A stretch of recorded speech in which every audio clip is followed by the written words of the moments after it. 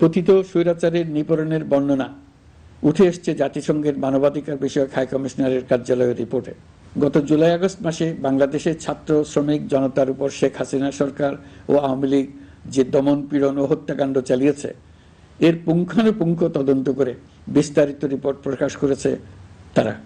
এই রিপোর্টে স্পষ্টভাবে উঠে এসছে যে শেখ হাসিনা নিজেই নিরাপত্তা বাহিনীর কর্মকর্তাদের নির্দেশ দিয়েছিলেন বিক্ষোভকারীদের হত্যা করতে।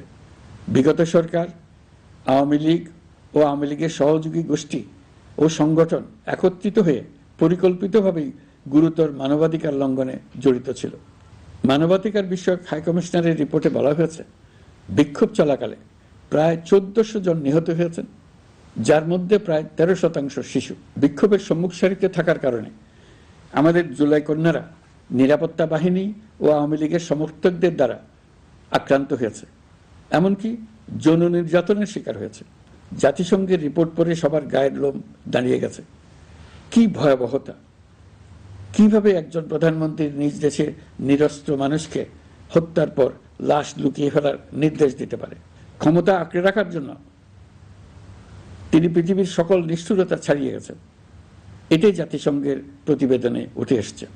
মানবাধিকার বিষয়ক হাই কমিশনার কার্যালয়ের এই রিপোর্টকে আমরা স্বাগত জানাচ্ছি।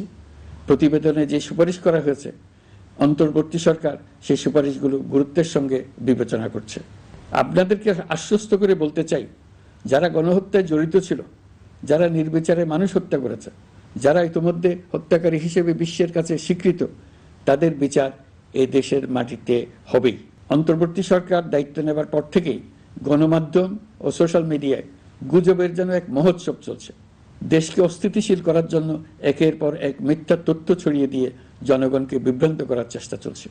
অভিনব সব প্রক্রিয়ায় গুজব ছড়ানো হচ্ছে। এক ছবির সঙ্গে অন্য ছবি জুড়ে দেওয়া হচ্ছে, ঘটনা একটা, ছবি আরেকটা। এরকম ফটোকার্ড বানিয়ে অন্য দেশের ঘটনাকে এ দেশের ঘটনা হিসেবে চালিয়ে দিয়ে সোশ্যাল মিডিয়ায় তোলপাড় করে ফেলছে। যতই নির্বাচন কাছে আসবে, এর রূপ আরো ভয়ঙ্কর হতে থাকবে। কারা এর পেছনে আছে, কেন আছে, তা আপনাদের সবারই জানা আছে। আমরা এই গুজব ও মিথ্যা তথ্যের প্রচারণা রোধ করতে জাতিসংঘের সহযোগিতা চেয়েছি। জাতিসংঘের মহাসচিব এর মোকাবেলায় আমাদের সহযোগিতা করবেন বলে আশ্বাস দিয়ে গেছেন। দেশবাসীকে আমি স্মরণ করিয়ে দিতে চাই যে জুলাই অভ্যুত্থানের প্রথম পর্ব সফলভাবে সমাপ্ত হয়েছে। প্রথম পর্বের সমাপ্তির মধ্য দিয়ে অভ্যুত্থানের দ্বিতীয় পর্ব শুরু হলো। সবসময় মনে রাখতে হবে, আমরা কিন্তু যুদ্ধাবস্থায় আছি। গুজব হলো এই জুলাই অভ্যুত্থানের বিরুদ্ধে পরাজিত শক্তির মস্ত বড় হাতিয়ার। গুজব দেখলেই গুজবের সূত্রের সন্ধান করতে থাকবেন, গুজবকে অবহেলা করবেন না। বহু অভিজ্ঞ সমর বিশারদ এই গুজবের পেছনে দিনরাত কাজ করছে। এই ঈদে জামা জুতো অ্যাক্সেসরিজের ডিসকাউন্ট।